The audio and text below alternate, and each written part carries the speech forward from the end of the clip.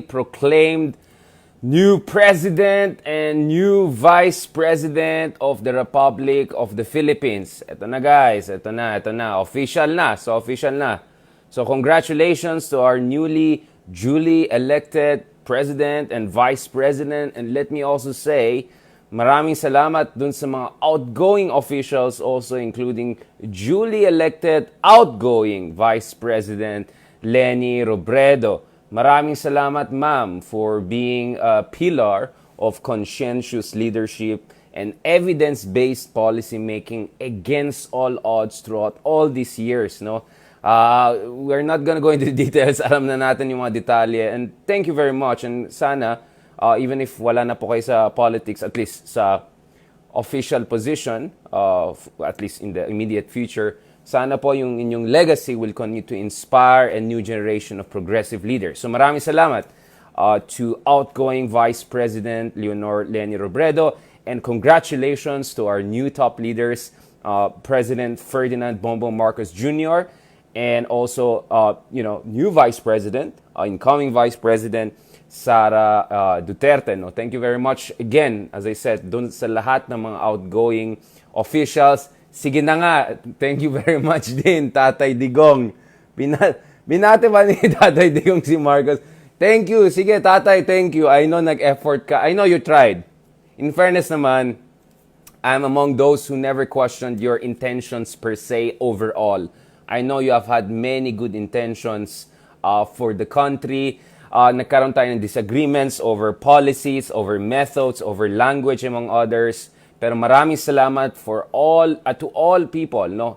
From all camps over the past 6 years. Alam ko, nahirapan kayo. It was not an easy moment for our country. Marami tayong dinadaanan, problema sa climate change, problema sa West Philippine Sea, etong pandemya na lampas sa 2 taon. So maraming salamat sa inyo. So for a moment, let me just put aside any concerns about politics, etc. Tapos na rin ang elections. So guys, let's celebrate a moment in our democracy. Baka masaya kayo dun sa nangyari, baka hindi kayo masaya sa nangyari, but I want you guys to remember, we are a democracy, and the beauty in a democracy is constitutional transition in power. Yan po ang wala sa mga dictatorship. Yan po ang wala sa mga authoritarian system. Sa Russia, hindi natin alam what's gonna happen after Putin, and that's a big problem they have. In North Korea, hindi natin alam mangyari if mawala si Kim Jong-un. Pero sa Pilipinas, in fairness, President Rodrigo Roa Duterte has respected, at least on this front, the 6-year term mandate at limit base sa ating saligang batas. So he's stepping down. So in that sense, we are respecting the democratic transition process. This is extremely crucial because dito nagkakaroon ng gulo parate sa mga non-democratic system. This was a problem also towards the end of the Marcos dictatorship. We didn't know sinong pwedeng sumunod. May Enrile faction, may Imelda faction. You know what I'm saying? So yun yung pangit talaga sa mga dictatorship. Among many other things is yung succession issue. Wala tayong ganyan sa demokrasya because may constitutional process tayo. So maraming salamat po, Vice President Leni Robredo, for being a pillar of conscientious leadership and evidence policy making. Maraming salamat din, President Rodrigo Roa Duterte. We have had many disagreements throughout the years on many issues, among others. You have a copy of my book on your rise and its implications, so maybe you know where I come from. Nonetheless, thank you for all the good things you have done for the country, for all the good efforts, for all the good intentions for the country. Maraming salamat sa lahat. Sa kabinete ni President Duterte, to our good friends there, Secretary of National Defense Delfin Lorenzana. Thank you very much, sir, for being also a pillar of patriotism, doing very good job on the ground sa pag-asa para siguraduhin na malakas yung ating position to defend ourselves. Maraming salamat dun sa mga ibang cabinet positions, kaibigan natin si Carl Chua sa NEDA, mga kaibigan natin sa iba't ibang departamento, no, who have done a very, very good job under the most difficult circumstances under Tatay, right? To make sure that the country moves forward in one way or another. Again, this doesn't take away all the critics and criticisms that we have made of the shortcomings of the outgoing administration. But guys, for a moment, let's give a chance to this democratic transition process, which is a beautiful moment in our national history. Every time we have a peaceful transition in power, we have to celebrate that. And we have to be grateful na hindi tayo nasa isang authoritarian system kung saan, my goodness, hindi natin alam. Pag mamatay si Stalin or patay na ba Stalin, kung mawala si Stalin, sinong susunod? You know what I'm saying? If you want to understand what I'm talking about, you watch the Death of Stalin. That's how bad it is in dictatorships. So salamat sa Diyos, at least si Pangulong Duterte, nirespeto niya. There are many things he didn't respect, but at least he respected his term limit. No? Well, he couldn't change the Constitution after all and all of that. Okay, which is something that can change in the coming years. But so let me keep it on that positive vibes and notes. So today I'll talk about three things very quickly. First of all, some new development in terms of appointments dito sa kabinete ni President Ferdinand Marcos Jr. I'm not surprised with this. Actually, I knew that certain people, including the person who was announced today, was actually up for appointment in the position that was announced. But, you know, as I said, we were thinking maybe there will be other considerations, etc.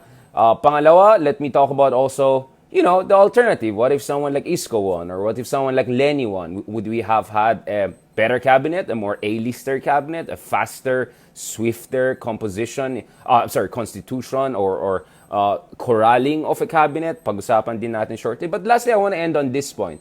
Alam ko marami sa inyo, you have misconceptions about me, you have preconceived notions about me. A lot of you may have seen me on TV or you have seen me on online. A lot of you may have seen me through other bloggers who are not necessarily my fans or maybe are my secret fans but are paid to hate me, etc. I don't know. But let me put it this way. I'm neither when it comes to who I believe has been our best president. Of course, the bar is very low. In recent contemporary history, at least in the past 5 centuries, let me make it very clear. Yes, I'm Ilocano, but I don't think Marcos was the best president ever. Some people think I'm liberal, etc., but I also don't think the Aquinos were the best president. I also don't think Arroyo was the best president, although she's kind of related to us via my mom's side, etc., so I call her Tita Arroyo. Neither is Joseph Estrada, right? Although medyo kamukha niya yung tatay ko, although mas guwapo yung tatay ko, mas tiso itsura. Anyway, actually for me, the best president we have had in the past half a century is Fidel Ramos. For me, he has been the best president ever. Again, the bar is very low. He's not beyond criticism. There were a lot of problems with his administration towards the end. He was also unlucky that the Asian financial crisis happened. But I stand by what I wrote a few years ago that Ramos is still the best president we had. And one of the ways to understand that is to look at how he became actually a unifying president even though 23% plus lang na panalo niya noong 1992 elections. And one reason he was very effective, at least in the earlier years, was because ang galing nung pagkagawa niya ng kabineta niya. His cabinet included top technocrats, Shelido Habito, my fellow columnist at Philippine Daily Inquirer, professor at Ateneo, and Harvard PhD graduate in economics. A number of really top-level people were appointed to the Ramos administration, including people who criticized him and did not vote for him. They were included. So it was an A-lister cabinet. It was definitely an A-lister cabinet, and that helped him to put the country back together after all those years of dictatorship and the mess that happened after the EDSA revolution. So I'll talk about that shortly later on. So let me quickly go through this. This is meta 2, so seryoso tayo, guys. Una-una, balikan natin ito yung appointments ni Bongbong Marcos dito sa kabineta niya. Again, we still don't have updates on the key cabinet positions of DND, Department of Foreign Affairs. Mukhang sa Foreign Affairs, mukhang nag-narrow down na ito between Babe Romualdez and Clarita Carlos. Disclosure, both of them, you know, there are people, you know, they're close to me in one way or another, right? Okay, now, it doesn't mean I agree with them 100% on everything, but, you know, I've been in touch with them throughout the years because we share the same interests on foreign affairs, etc. So whoever between the two of them becomes the next foreign affairs secretary, I look forward to working with them in whatever capacity. Let me just put that out there. So I'm saying this, just disclosure lang, okay? So, you know, in a sense, you know, whatever happens, I hope the Secretary of Foreign Affairs that will be chosen will be in the interest of country. On the DND, I'm a big believer in what Secretary Lorenzan has done. Again, no one is perfect, but I think has done a good job in terms of AFP modernization, in terms of making sure na pinalakas natin yung position natin dyan sa Pag-asa, sa West Philippine Sea. In fairness, in many cases, he also corrected or publicly pushed back the excesses of the pro-China wing in this outgoing administration. I welcome the fact that he could potentially become the next interim defense secretary before someone comes in, or if someone like him becomes the next DND, or someone like Gibo, I look forward also to working with him in whichever capacity. Again, as an academic, as an expert, as whatever, right? So, as sabi ko nga, andito tayo para tulungan yung ating bansa. Alright? Tulungan yung ating bansa without blindly being partisan or following one side or the other, okay? So I'm looking forward to working with whoever, in whichever capacity, without, of course, undermining my independence and sovereignty, my intellectual sovereignty, my moral sovereignty, whoever takes over those top positions. I'm also looking forward to who will become the next Department of Finance head. Names like Purisima, Westmer, among others came out, but it seems that Jokno is once again in a good run for potentially getting the top position in the Department of Finance. Okay, so let's see. So clear na yung NEDA, Arsenio Balisacan. We have also, we have folks also, more progressive folks from previous administrations, also placed in OPLE, for instance, in charge of the Department of OFWs, and Dole, for instance. So yeah, and this is an interesting situation we have. Now, I know that some people raise eyebrows over some of the other appointments. In fairness naman kay Congressman Remulla, our incoming Justice Secretary, he sent some good signals yesterday. Again, guys, hindi ako Madam Auring. I don't know what exactly is going to happen in the coming years. But it seems, no, I'm just joking. Baka nanonood siya ng ating meta or nagbasa siya ng mga columns natin. So sinabi na dito sa issue ni Senator De Lima, remember I said yung three hanging fruits, sana ma-reinstore yung franchise ng ABS, ma-release si Senator De Lima, wala namang ebidensya, kalokohan lang naman yung nangyari dyan, alam natin yan. And then of course dun sa EJK cases, sana naman yung war on drugs. Wala akong problema sa war on drugs per se. Ang problema ko yung bara-bara style ni Pangulong Duterte. So this is what incoming Justice Secretary Remulla said.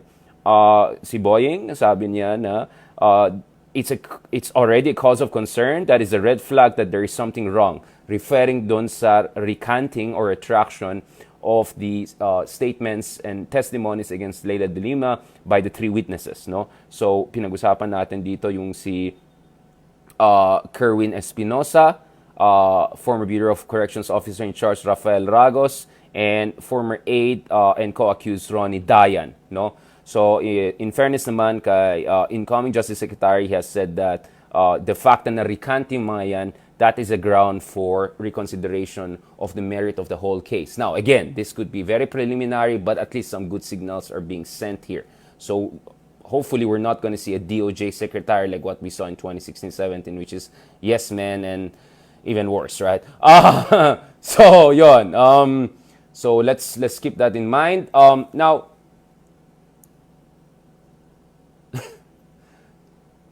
the other week pa actually, alam ko, who was being considered for presidential, for the press secretary essentially, right? And I got to know it from very trusted friends, and some of these trusted friends have been in conversation with inner circle of the President Marcos, under construction administration. And, the general idea was that if the Marcoses want to come back this time in a better shape and want to leave a better legacy, and I think, Senator Marcos also said recently that what's most important to us is, of course, our name, the family name that has become so controversial. The legacy of my father is what we hope will be clarified at last, no? So I think sinabi ni Amy Marcos. Okay, so this is a statement she made. See in Philippines, I'll post to you guys later on. So Amy Marcos, Senator Marcos is at least admitting that, they're very grateful for the overwhelming majority vote. Some people say it's a second chance, and it's really remarkable. So mahalaga na make sure they don't miss the second chance, and they really leave a good impression on the country and on the world. Whether you're, pro Marcos or not, the fact of the matter is that they're very notorious abroad. I can tell you. They're very notorious abroad in all those court cases. Maybe you don't want to care about it, but the world cares about it. Now, so they themselves recognize that they have to get it right. This is the second chance given to them, overwhelming support. They're very grateful. They have to get this right. Kaya nga the idea is that kaya nga sana yung cabinet mo ay A-lister. Now, we know that there's a problem nonetheless. Yung 15 million na hindi bumoto kay Marcos pero bumoto kay Lenny, which is the opposite side. Marami sa kanila, they could end up canceling anyone who joins this cabinet. So this is a very, very tough position for some people who are being considered by President Marcos, but they fear that they could be canceled by their social circles, their colleagues, etc., who voted for Lenny, or who will see them as enablers or worse. Now, we also got to know that some bloggers or vloggers were also up for appointment, potentially for very crucial positions, now including the press secretary position. Now, press secretary position is very, very important kasi siya yung mag-coordinate ng overall communications of the president, access to the president, also relationship with international media, with very important people. You're talking about, maybe Christian Amanpour, maybe other heads of state, etc. So, napakamahalaga yung trabaho ng press secretary. In fairness kay President Digong, at least he appointed our good friend Martin Andenar, who's actually, a legitimate journalist who came from journalism background, etc. So the concern was that if you put quote-unquote vlogger, etc. there, people who really came to prominence because of vlogging, and some would even say disinformation, then this will not send the best signal. So this is something that was raised more than a week ago, actually, in our conversation, etc. But it seems the president has moved ahead with the earlier decision, or at least his inner circle, to appoint a vlogger. Now, I'm not going to go into the merits of the particular appointment here, whether, the details of, ex-suspended lawyer, etc. I'm not going to go into that, right? Hindi natin trabaho magmarites ng ganito. Si Banat Bay, mga ganun ang bahala dyan. Okay? Hindi ko trabaho yan. What I'm going to say is this. Clearly, over the past 6 or 7 years, we saw a meteoric, and some would say suspicious, rise of some people out of nowhere, people whose background is like, to say the least. Suddenly now they have hundreds of thousands, millions of followers, and some are saying, medyo may, is that, Okay, so you can fill in the blanks with all of them, I made there. And okay, Richard. Pahinga lang, ha? Okay. Let's be very professional about this. Meta 2 tayo, so wag tayo magbardagulan, balhura. At ito kasi, you see, yung meteoric rise ng mga vloggers na yan, whether that's organic, semi-organic, I don't know, omnivorous, whatever you want to put it, is a cause for concern a lot of people because ganito. I know a lot of people are napaka-hipokrito. Ganito they question the mainstream media for bias or getting some things wrong. And let's be honest, mainstream media is made of human beings. Some of them are led by corporate boss. So they're not angels. They're not perfect. They may get things here right or wrong here and there.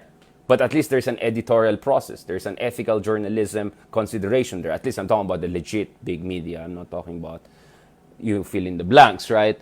And then, pagdating sa vloggers, go sila ng go dun sa mga junk food. Why? Because it makes them emotionally comfortable. It has confirmation bias. So ito, classroom, learn that term, confirmation bias. What does it mean? You go to someone, you listen to people who reaffirm your prejudices, your perceptions, etc. Right? And in the case of a lot of these vloggers, they're reaffirming it based on very questionable arguments and sometimes outright alternative facts, to put it nicely. So I have very big problem with people who rightly criticize the mainstream media for some of their shortcomings. I criticize also mainstream media throughout the years, even though I've been working with mainstream media. So what? I'm also an academic. I'm also a teacher. So what, right? You know what I'm saying? No one is my boss. I'm my own boss. And I love that. Well, kayo ang boss ko. And then tayo, politiko na tayo. No, but at the same time, if you're gonna be so meticulous, kung meticulosa ka dun sa mainstream media, and then pagdating sa mga bloggers or vloggers na yan, biglang you don't even bother to double-check whether what they're saying is based on facts, to double-check their background, etc., paano to sumikat, saan to galing, etc. You know what I'm saying? And then you accuse mainstream media journalists of bayaran, and then not asking where this blogger's coming from, where they get... You know what I'm saying? That's my problem. That's hypocrisy. That's horrible hypocrisy. If not worse. I'm just being nice here because this is meta 2. I could say more. Pero wag tayong magbardagulan dito. At least not now. Now, the other thing is this. In principle, I welcome the advent of social media because it democratizes the information ecosystem. Thanks to social media, I can reach out to you guys directly. So I don't have to be interviewed or wait for being called by some big media for me to reach out to you guys.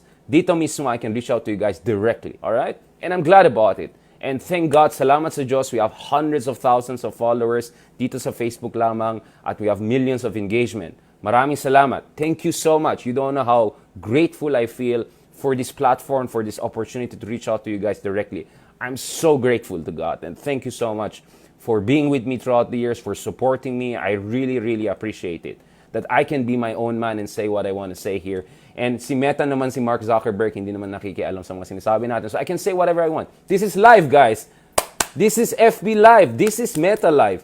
There's no script, nothing. I'm just saying what I'm saying. So nothing. No one is telling me what to say. I am saying what I'm saying. I am my own guy, right? I am 100% myself here, right? You can see it. So I'm so grateful about social media and the advent of democratization of the information ecosystem. Para hindi tayo umasa sa mga gatekeepers. Kung sinong close na ganitong media, sinong ganitong.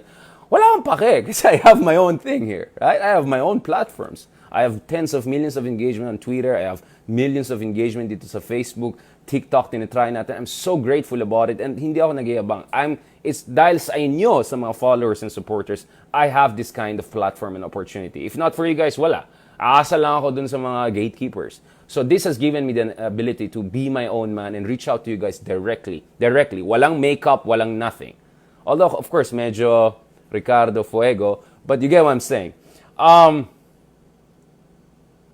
Nonetheless, the problem we also have here is that there are no guardrails.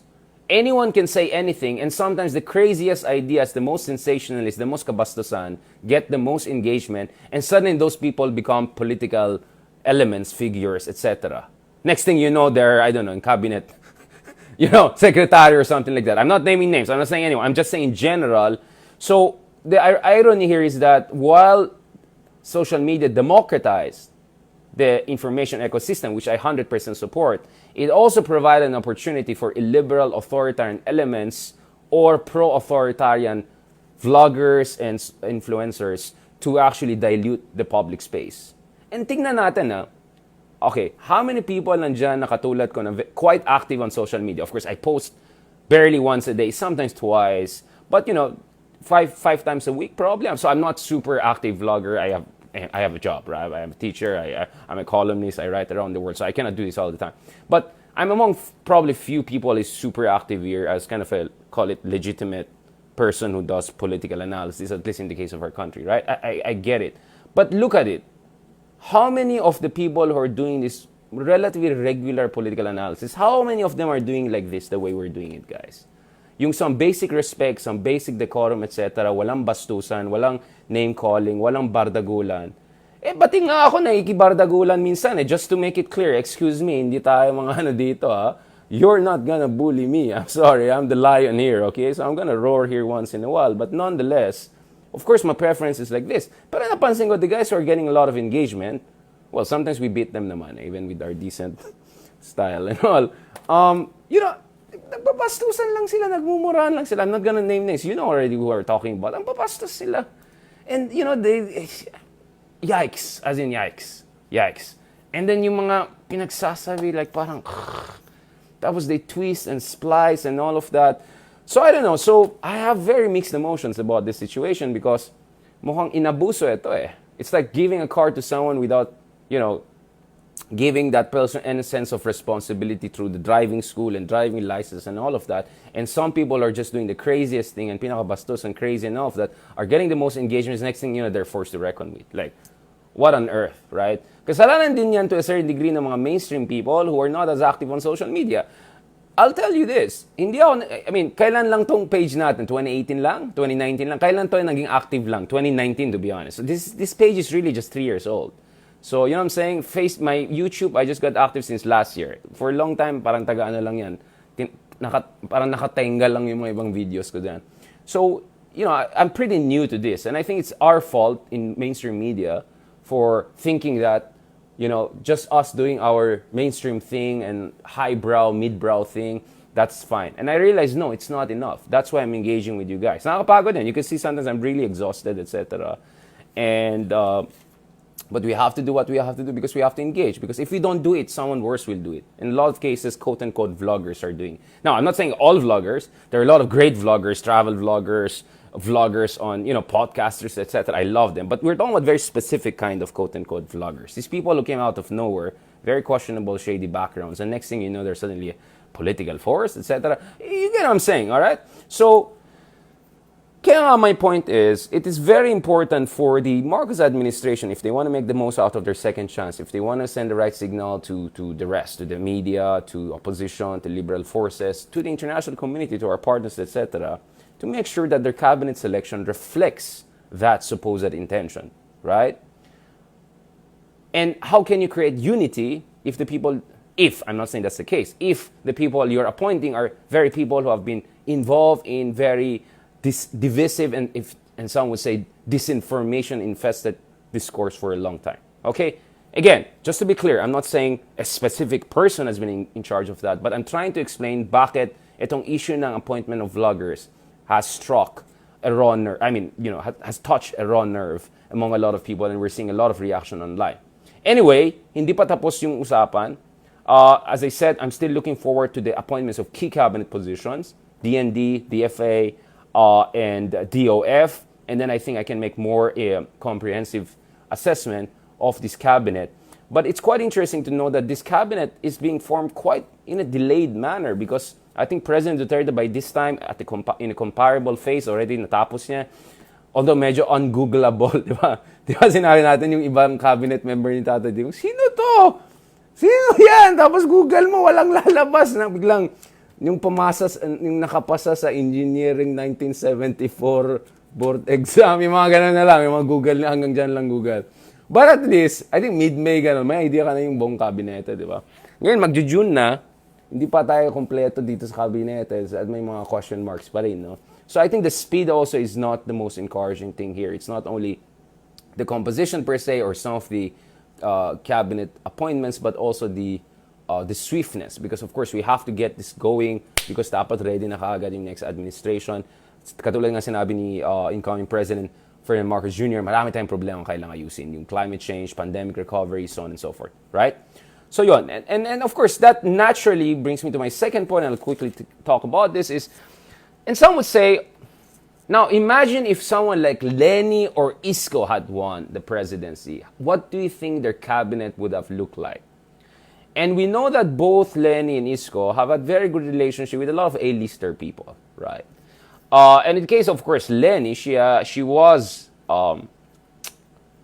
endorsed by some of the top intellectuals, academics, experts, former government officials in the country. I'm not saying Bongbong Marcos didn't have an endorsement; he had. But what I'm saying is Lenny didn't have only the endorsement of, Vice Gandas and Piolo Pascuals of this world, but she also had the endorsement of some of the most prominent technocrats, cabinet members, intellectual academics in the country. Now, as you may know, I didn't endorse anyone, and I'm not in the job of endorsing anyone. My job is to be the person who shows the bigger picture. Obviously, of course, I have my own policy recommendations and I would say predilections when it comes to where the country should go and what kind of leadership we need. And that's based on very careful study of our history. Not yung type ko lang tong ganito or hindi ko lang type yung ganito, hindi ganun. It's based on very careful analysis and studies and thousands of articles and books I've written on the Philippines, etc. Okay.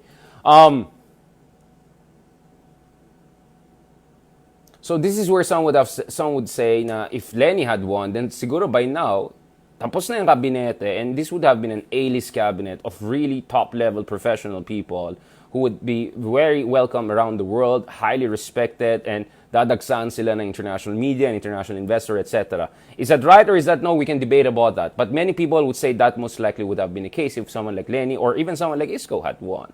Because Isko was also very much supported and welcomed by a lot of people who also felt we need a much more youthful, technocratic, Macronish kind of leader. Now, but let me end on this point, which is the Ramos cabinet. You see, the Ramos was a very interesting guy. So, obviously, distant cousin siya ni Marcos. And he was very much in the thick of action during the martial law period as a top general, etc. Alam natin, Philippine Constabulary, etc.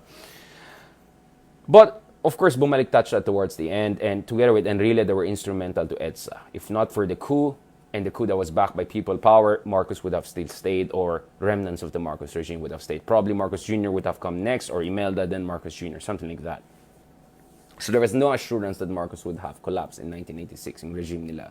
Which tells you a lot about us. I mean, tumagal ang Marcoses for 21 years. That says something about our political culture and our patience with even the worst kinds of dictatorships.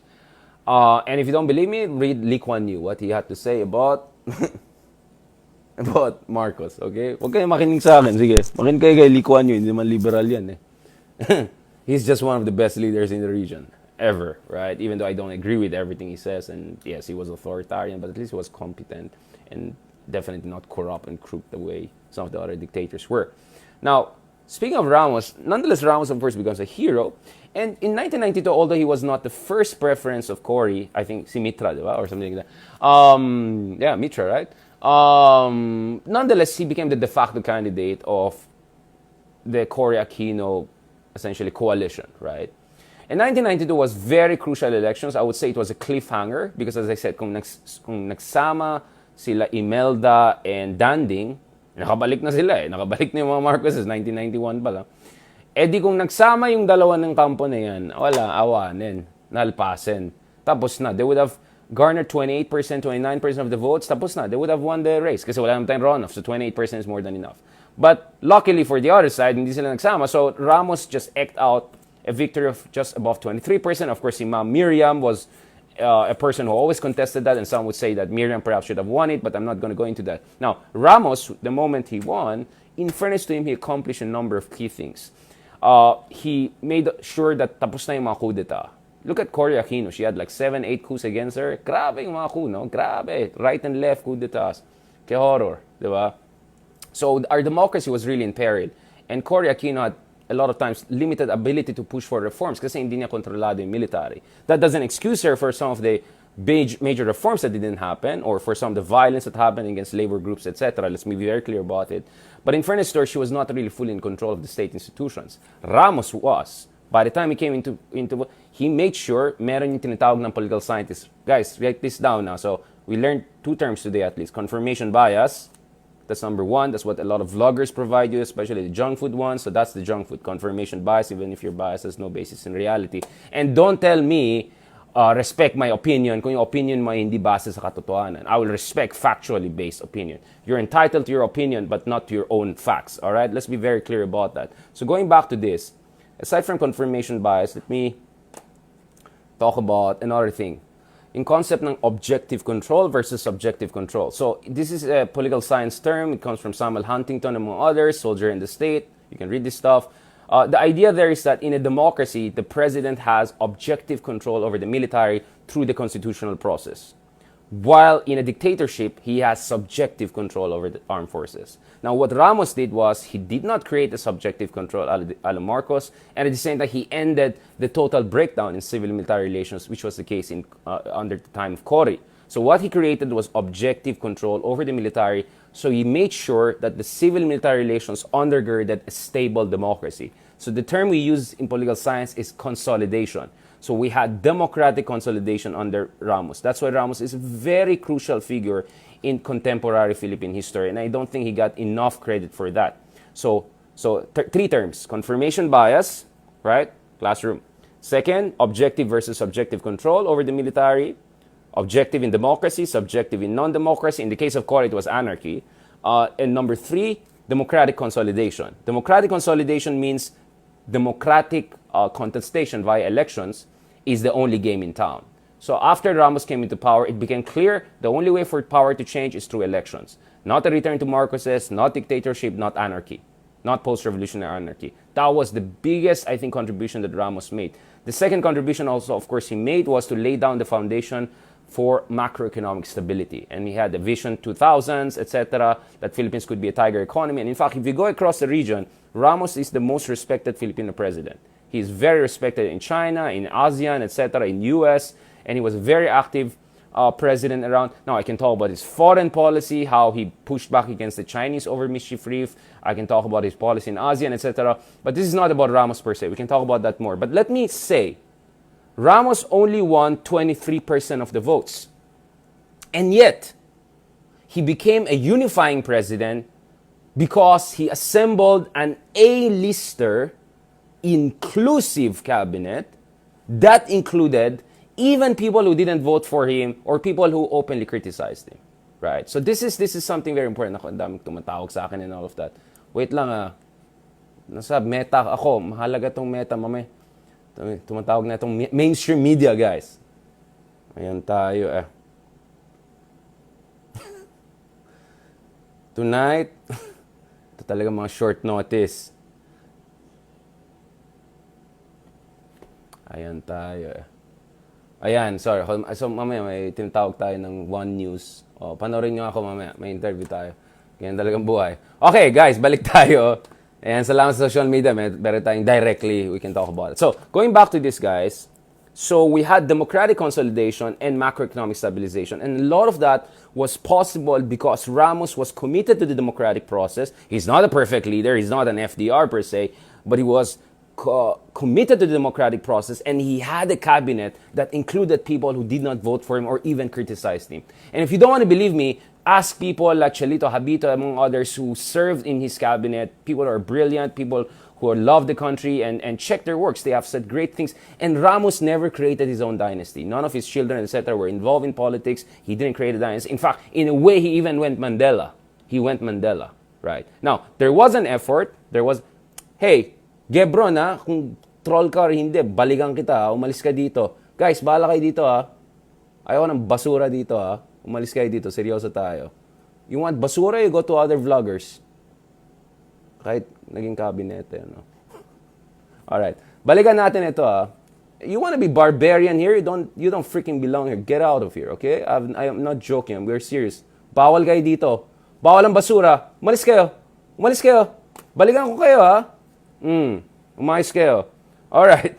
So, we go back to Ramos. Let's honor the guy's contribution in fairness. I mean, of course, we know what happened towards the end. Many things went wrong. Alam natin yan, yung mga kidnappings, economic crisis, yung mga issues about privatization, gets ko na yan. Yes, we can talk about it. But in fairness, right off the bat, he stabilized our political system and our economy.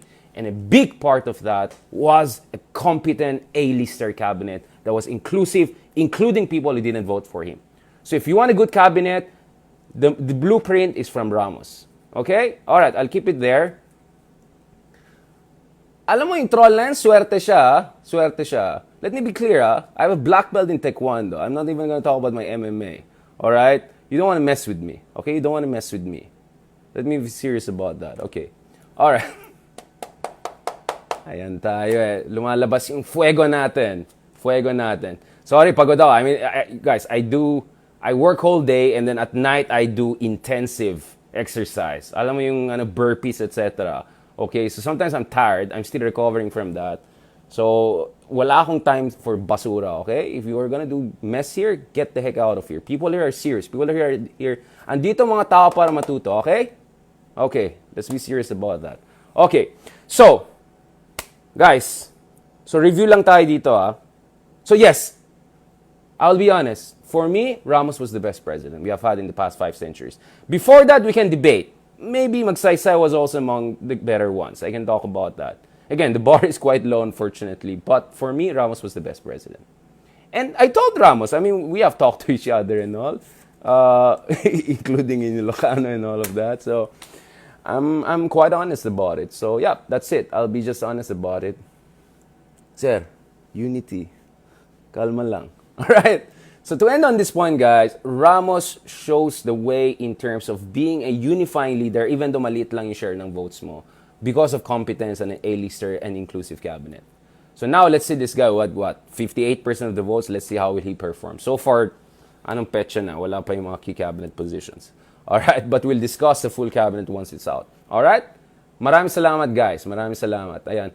Kayo nang bahala, may nag-troll dyan, Take care of those persons, I have no patience whatsoever ngayon. Okay, seryoso na tayo. Magsisimula ng bagong administration, tapos na si Tatay Digong, tapos na yung term niya soon. Okay, he's gonna get out. So yung mga ganitong style, wala na. Umayos kayo. Even Bongbong Marcos, look at him. He's urbane. He's civilized, at least when he talks to people and all of that. Alright? So behave like your incoming president. I'm sure you supported. Ayaw ko na magsalita. Okay? Okay. Ayan Yan, they have to see. The lion will roar once in a while, okay? We're well-mannered, we're well-educated. Saan magaling term na yan? Kailan ba picturean yan? Sir, maganda yung ano. But, you know, you don't mess with us. You don't mess with us, okay? I endured 6 years of your trolling and mess. I have zero patience for you. I'm gonna call you out right now. Don't mess with me, okay? Alright. Sayang pa naman ang ano natin dyan. Okay. Alright. Thank you very much, guys. Salamat sa mga nagbigay ng stars. And of course, I can talk more and more about Ramos. I'll post my column about President Ramos. God bless him. Dito sa comment section, etc. Again, I'm not saying he's perfect, etc. Of course, marami nangyari, marami issue. But I'm just saying, in comparison, in relative terms, he's my favorite president. And he's a very smart guy. I think he's even smarter than Marcos by far. UP Engineering yan, West Point yan. Solid yung guy na yan. He knows what his stuff. Matalino pa yan, sulat ng sulat, napakadaldal pa. Napakadaldal ni FBR. God bless you, sir. God bless you, sir. Namiss kita, sir. Pandemic na hindi tayo nag-meet eh. And just I've met all the presidents except Erap. I don't know about Erap, pero Mama Royo, na-interview ko na, President Aquino, nag-usap na kami. Of course, you know, before pandemic and all of that. President Ramos also nag-usap kami just before pandemic. President Duterte, of course, nag-meet kami, etc. So, just to be clear about it, that's my disclosure. Okay? Hindi tayo nagpapanggap dito. Alright? Thank you very much. Maraming salamat.